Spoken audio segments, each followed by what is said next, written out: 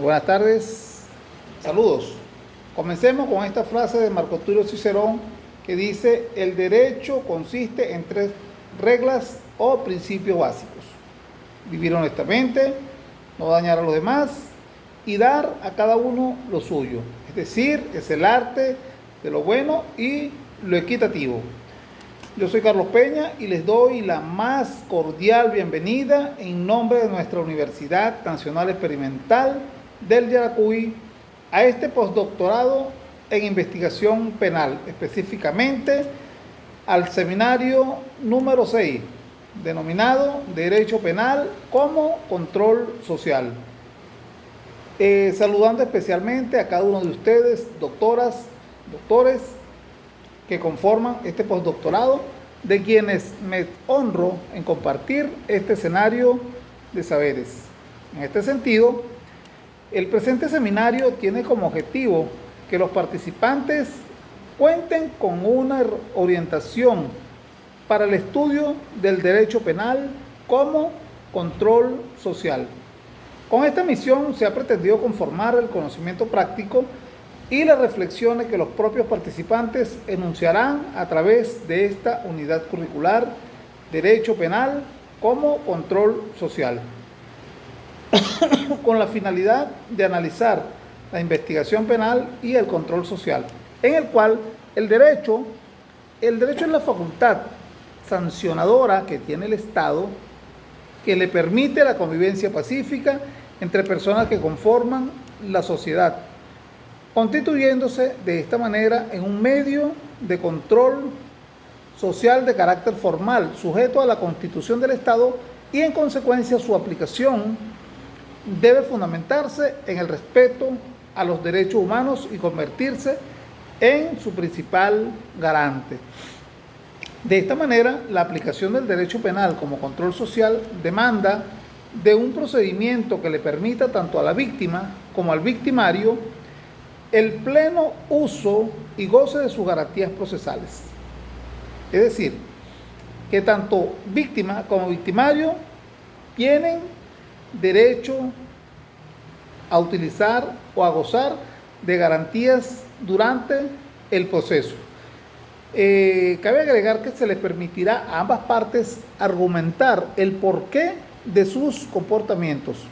Se trata de analizar críticamente sobre la existencia de controles o medidas de protección fundamentales a la seguridad ciudadana por parte del Estado y su accionar en el campo y ejercicio de la investigación penal para la aplicación de estos dentro del margen del ordenamiento jurídico que garantice el derecho de todas las personas para la convivencia pacífica entre los pueblos y quienes los integran, es decir, para todos los integrantes de los pueblos. En consecuencia, el derecho penal es un sistema de control social que establece las pautas de comportamiento de los ciudadanos. De ahí que si estos violan las mismas, tienen consecuencias penales, comprendiendo que su especificidad deriva del objeto a que se refiere, no a toda aquella conducta desviada, sino al delito, así como a sus fines, prevención y represión, y a los medios que utiliza para ello, las penas y medidas de seguridad, con una rigurosa formalización en su forma de operar acorde al principio de legalidad. Vergali refiere: pero el orden social ha de ser mantenido y para ello las sociedades de cualquier género han dispuesto de mecanismos para tal fin. Esta situación de la sociedad y el Estado solo serán legítimas siempre que se realicen en un marco legal y de respeto a la dignidad del hombre. Al indicar Vergali que el derecho penal se aplica solo frente a las agresiones más graves y solo ante casos donde sea estrictamente necesario. Es decir, que este se activa cuando la protección aportada por otros medios con los que cuenta el ordenamiento jurídico no son suficientes. Es decir, Si el derecho administrativo no es suficiente para controlar, se activa el derecho penal. Asimismo, el contenido de este seminario está compuesto por dos objetivos específicos. En este caso, el derecho penal como control social, que ahí veremos el control social, las clases de control social. Y el segundo objetivo está compuesto por el derecho penal, principios de intervención mínimo del derecho penal comparado, el derecho penal hablando subjetivo y el derecho penal objetivos. El primer objetivo, derecho penal como control social, ahí trataremos sobre el conocimiento del control social, clases de control social. Comentamos brevemente de que para hacer una introducción a este objetivo, donde los seres humanos para su evolución en el mundo se agruparon en grupos de personas con intereses comunes, donde se originaron familias y en consecuencia las sociedades, estableciendo normas de convivencia ciudadana de estricto cumplimiento para sus integrantes, que pretendían el control social y la autoridad legal para consolidar el trabajo diario sin afectar los derechos de las demás personas, que los hace sociables por naturaleza, coexistiendo de esta manera los unos con los otros. Para ello, es indiscutible que el hombre es un ser social y político por naturaleza, lo cual revela su agrupación y convivencia con otros seres humanos, ya sean como una forma para buscar los mismos intereses u objetivos, o bien por demandar su simple supervivencia, de tal forma que es inconcebible pensar que el hombre pueda vivir de manera aislada. Eso está descartado. No obstante, a lo largo de la historia y la humanidad, se ha caracterizado su convivencia por ser pacífica, así como lo señala Muñoz Conde en su libro Derecho Penal y Control Social, en el cual predomina el llamado principio de placer, en el que todo individuo busca satisfacer su voluntad por encima de los intereses de los demás miembros, lo que provoca no solo la división de dichos grupos en dominantes y dominados, sino en una serie de conflictos que muchas veces han culminado en movimientos revolucionarios a lo largo de la historia, definiendo así la estructura de poder en turno.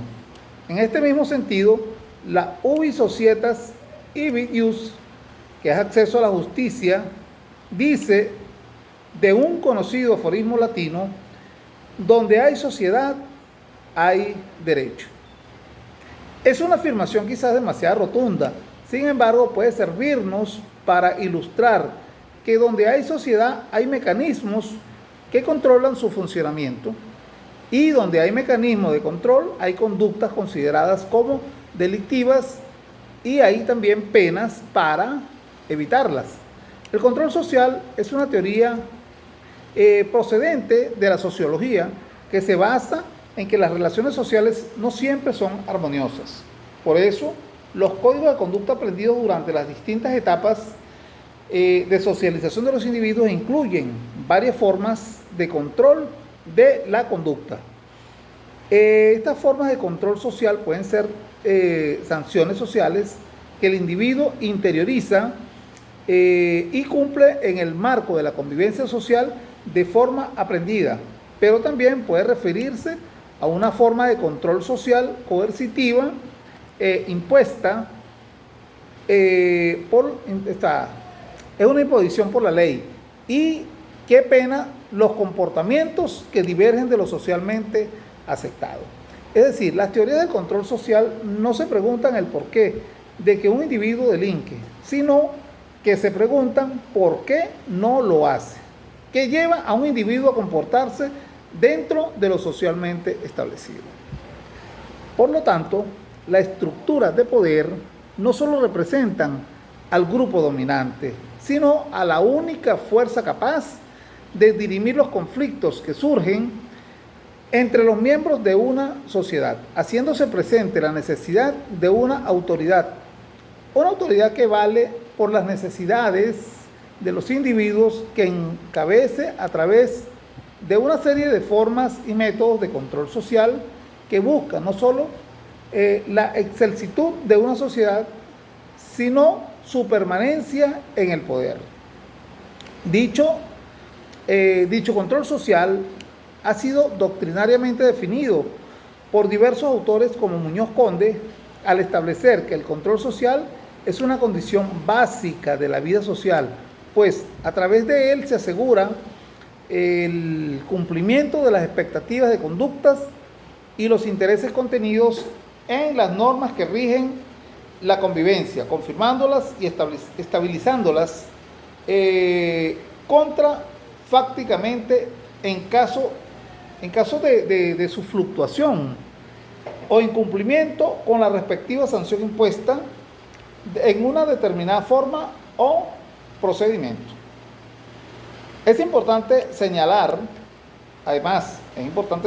que el control social, en términos generales, o los mecanismos de control social, dependiendo del procedimiento utilizado para crearlo, se clasificarán en sistemas formales e informales. O sea, clasificamos de dos maneras, entendiéndose que ambos tienen en común que su origen responde a diferentes intereses, entre los cuales podemos mencionar políticos, sociales, religiosos, culturales, económicos, entre otros. Sin embargo, se diferencian entre sí porque los formales siguen lineamientos establecidos en el ordenamiento jurídico. O sea, de un país, por supuesto, lo que está en la Constitución, lo que constituye el ordenamiento jurídico de un Estado. Y que también determinará quién será la entidad gubernamental que se ocupará de aplicarlo y darle seguimiento. En otras palabras, para el comportamiento o para el conocimiento, vamos a hablar del conocimiento del derecho penal. Como control social, se debe tener presente que las constituciones de que se dotan las sociedades democráticas, la constitución de que se dotan las sociedades democráticas, recogen el contenido básico de un acuerdo social que incorpora un conjunto de valores que constituyen los principios superiores que orientan el desarrollo social, inspiran la actuación de los poderes públicos y fijan los objetivos que la sociedad aspira a alcanzar. Dentro de la Constitución está todo lo que la sociedad debe hacer, cómo hacerlo, este es el procedimiento a seguir. Y estos fijan, o sea, cuáles son las metas a alcanzar por una sociedad dentro de su Constitución. De lo antes planteado se tiene que el derecho es una voz polisémica, es decir, tiene múltiples significados y no solo el idioma en general, sino también que en el propio campo jurídico tiene la raíz latina que deriva de la voz directium, que significa lo que está conforme a la regla, a la ley o a la norma. En latín, más formal, se empleaba la palabra ius. De acuerdo con Barros,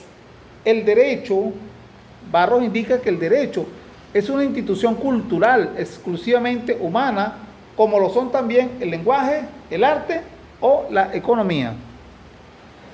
El derecho es un sistema u orden normativo e institucional que regula la conducta externa de las personas, inspirado en los postulados de justicia y la certeza jurídica, que regula la convivencia social y permite resolver los conflictos de relevancia jurídica, pudiendo imponerse coactivamente. En sus orígenes, hablamos de los orígenes del derecho, resultaba prácticamente indistinguible de la tradición, la religión o las costumbres. Como el derecho consuetudinario Pero a medida que las sociedades se van complejizando, o sea, se van modernizando, se establecen las leyes escritas y los procedimientos que permiten el reemplazo de las normas jurídicas. Esto ocurre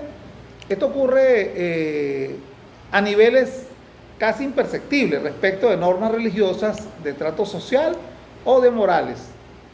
En este sentido, el derecho penal es un sistema de control social que trata de garantizar directamente el orden social, procurando que los comportamientos individuales se ajustan, en todo caso, al orden de convivencia, ese orden que es establecido, identificando determinados comportamientos que resultan inaceptables para el sistema, estableciendo de esta manera algunas sanciones o castigos para quienes incurren en ellos, precisando cuál es el procedimiento que se seguirá para aplicarlos.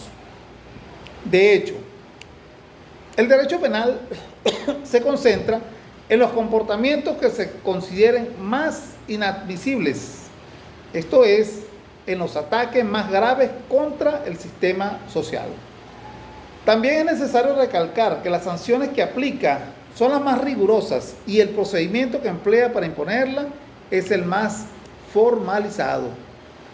El derecho penal como control o como sistema de control social, este proporciona respuestas más graves a los ataques más intolerables. Es por ello que solo puede ser utilizado como último mecanismo.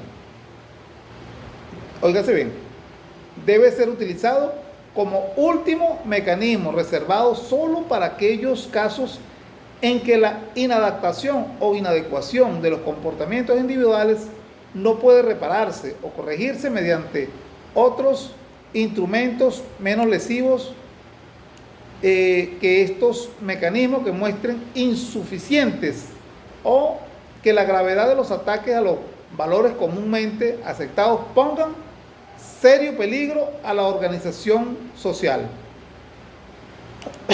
Aquí vamos a hablar sobre el segundo objetivo. Vamos a verlo de esta manera: derecho penal, principios de intervención mínimo del derecho penal comparado.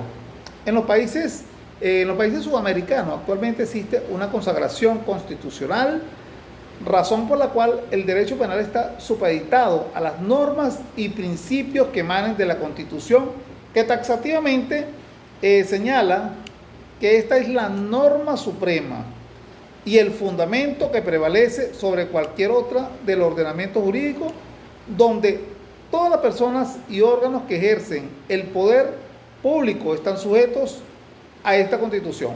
Además, las normas y los actos del poder público deberán mantener conformidad con las disposiciones constitucionales, ya que en caso contrario carecerán de eficacia jurídica. Todo está dentro de la Constitución de un Estado. Entonces, de esta manera, que en la Constitución de la República Bolivariana de Venezuela, específicamente en su artículo número 23, establece que los tratados, pactos y convenios relativos a derechos humanos suscritos y ratificados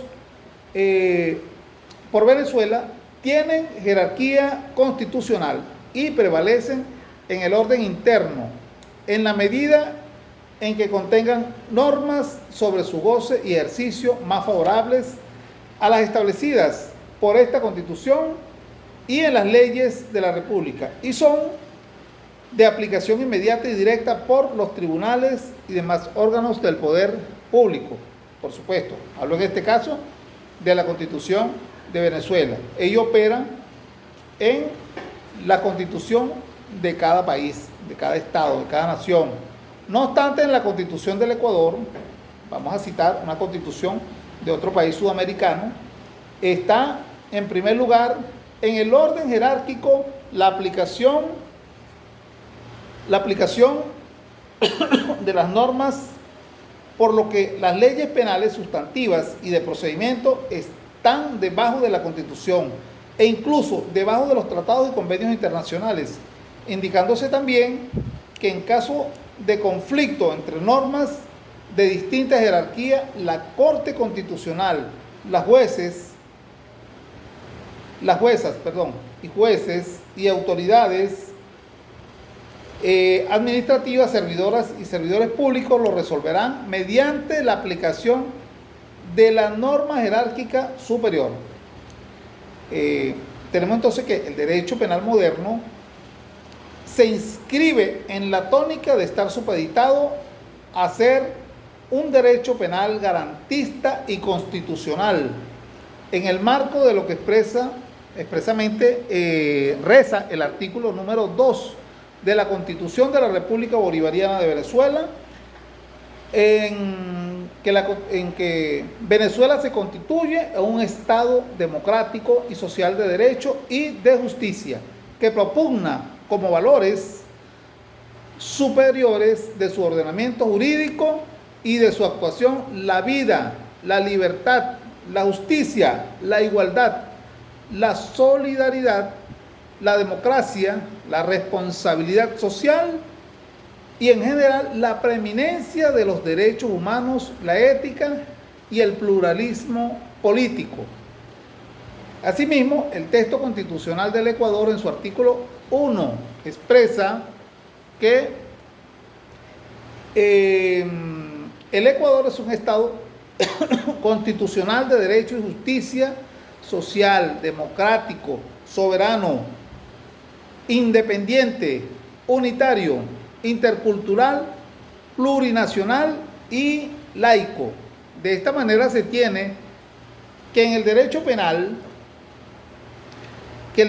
es un conjunto de normas, regulaciones o mecanismos de diferentes tipos que son establecidos explícitamente o implícitamente por el Estado o un grupo de la sociedad para mantener el orden de los individuos y permitir el desarrollo organizado de la sociedad. Por ello, es un elemento fundamental, y es fundamental del derecho porque se encarga de determinar aquellas conductas humanas que sean moralmente indebidas y ser clasificadas como delitos. Estamos hablando de derecho penal, nos vamos a los delitos, así como dictar el castigo que merecen a esta área. Por eso se le conoce como derecho penal.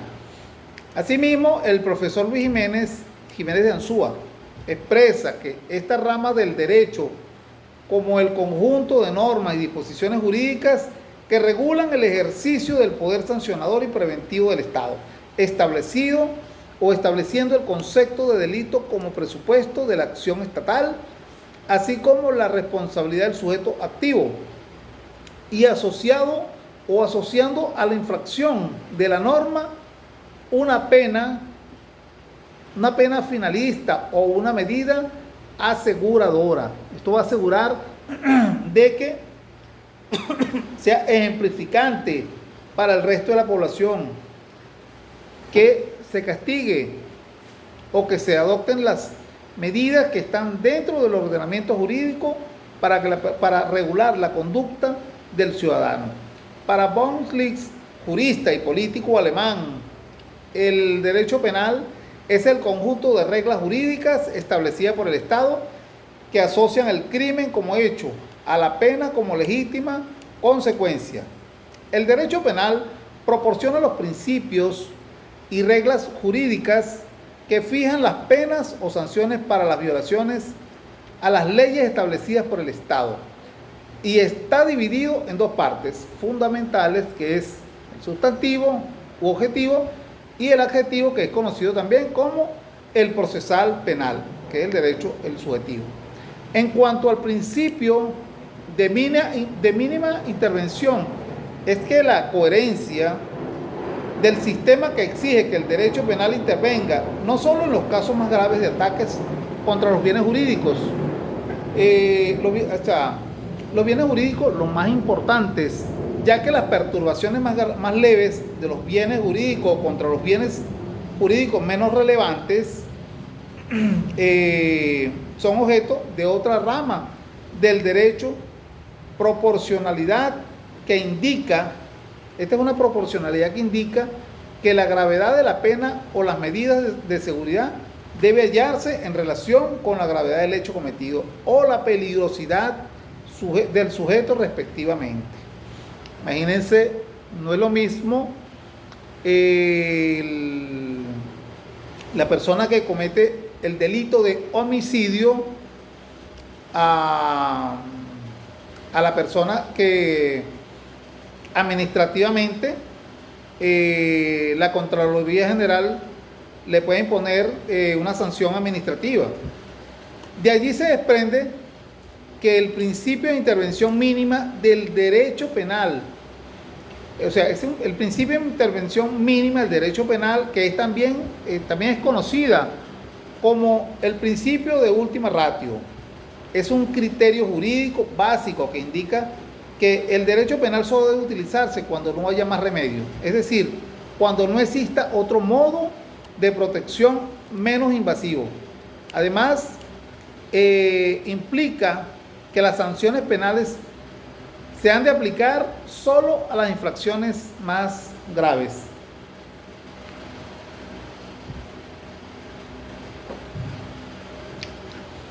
Ok, es decir, que es el criterio conforme al cual la intervención del derecho penal como última ratio debe reducirse al mínimo indispensable para el control social, castigando solo las infracciones más graves con respecto a los bienes jurídicos más importantes, siendo a estos efectos el último recurso que debe utilizar el Estado. Por ejemplo, en la actualidad, en el Estado Lara, existe una ley, que es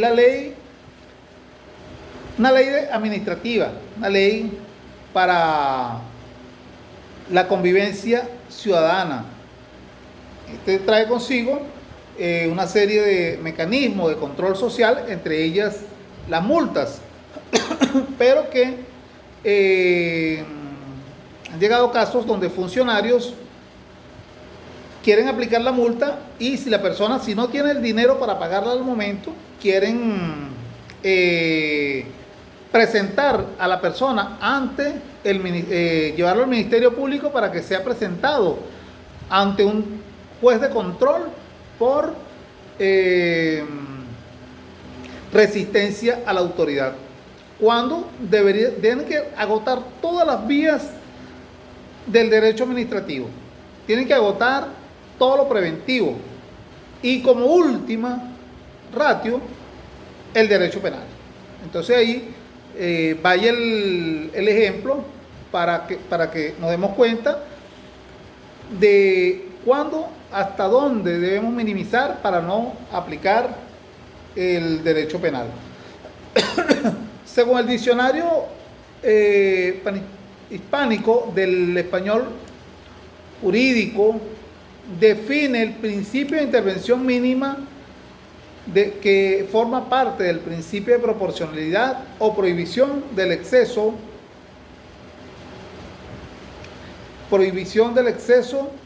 cuya existencia descansa en doble carácter que ofrece el derecho penal. Primero, al ser un derecho fragmentario en cuanto a que no se protegen los bienes jurídicos, sino solo aquellos que son más importantes para la convivencia social, limitándose, además, esta tutela a aquellas conductas que atacan de manera más intensa aquellos bienes. Y el segundo, al ser un derecho subsidiario que como última ratio, la de operar únicamente cuando el orden jurídico no puede ser preservado y restaurado eficazmente mediante otras soluciones menos drásticas que la sanción penal. O sea, vaya con el ejemplo anterior que les estuve comentando. En el mismo contexto se tiene que el principal exponente del principio de intervención mínima es Cesare Beccaria, que en su obra defiende la idea de reducción de las leyes penales a las mínimas necesarias Así afirmaba él afirmaba de esta manera: es mejor prevenir los delitos que punirlos. Este es el fin principal de toda buena legislación, que es el arte de conducir a los hombres al máximo de felicidad o al mínimo de infelicidad posible. Por hablar según todos los cálculos de los bienes y de los males de la vida. Aquí les comento que prohibir una multitud de acciones indiferentes no es prevenir los delitos que de ellas puedan hacer, sino crear otros nuevos. Es decir, definir caprichosamente la virtud y el vicio que nos han sido predicados como eternos e inmutables. Finalmente, debemos señalar que el derecho penal no puede ser asumido como prima o única ratio para la solución de los problemas. O sea, para solucionar los problemas sociales no es el mecanismo, no es la vía el derecho penal. Debe ser el último recurso. Entonces, muchas veces son perfectamente filtrables por otras ramas del ordenamiento jurídico, que al respecto, Busto Ramírez nos indica que la norma penal debe ser considerada como un recurso excepcionalísimo frente al conflicto social, donde el derecho penal no solo es la última, sino también la extrema ratio, es decir, interviene solamente cuando hayan fracasado todos los demás controles formales o informales. Entonces, vamos a hablar ahora sobre las actividades que deben ser evaluadas durante este seminario. Tenemos en primer lugar, o la primera evaluación de la actividad, vamos a hacer un foro individual, un foro de discusión. Este va a ser un foro de discusión de discusión y aportes, donde cada quien va a aportar, cada participante generará un tema sobre el contenido seleccionado de una página de intervención con referencia, por supuesto. Somos doctores. Si hablamos del derecho penal, citamos un autor para reforzar o para indicar de que estamos hablando para la academia. En este caso, se debe leer la participación de todos. O sea, vamos a leer la participación de todos para aprovechar y compartir este conocimiento. Y de ahí vamos a realizar un aporte a dos compañeros, a dos participantes, con un mínimo de 150 palabras y un máximo de 300 palabras. Esto va a tener una ponderación de 50 puntos. Recuerden que vamos a hacer dos evaluaciones. Entonces, esta va a tener 50 puntos. Aquí vamos a tener unas normas que vamos a cumplir. Yo se las voy a colgar en el aula, por supuesto. Y el último va a ser un ensayo individual. Esto va a ser del segundo objetivo, segunda actividad: realizar un ensayo de su producción intelectual relacionado al contenido de la actividad. Este debe contemplar la siguiente estructura. Debe tener una portada con datos completos del participante. Debe tener el resumen, el abstract, el desarrollo del ensayo, que va a ser máximo 8 cuartillas. Vamos a poner 8 cuartillas. Las referencias que vamos a citar, todo esto va a estar ajustado a las normas in situ. En total, el ensayo debe llevar máximo 10 páginas. Y la ponderación va a ser de 50 puntos. Esto es completamente individual. Entonces, con esto vamos a finalizar. Con estas actividades se les sugieren unas referencias bibliográficas. Sin embargo, yo le voy a sugerir unas referencias. Le voy a dar, a cotejar unos autores para que ustedes puedan utilizarlos. Pero también tienen la libertad, como buenos investigadores, de acudir a otras fuentes de forma más amplia, que nos permita desarrollar más el conocimiento y los aportes para este seminario. Buenas tardes, apreciados participantes.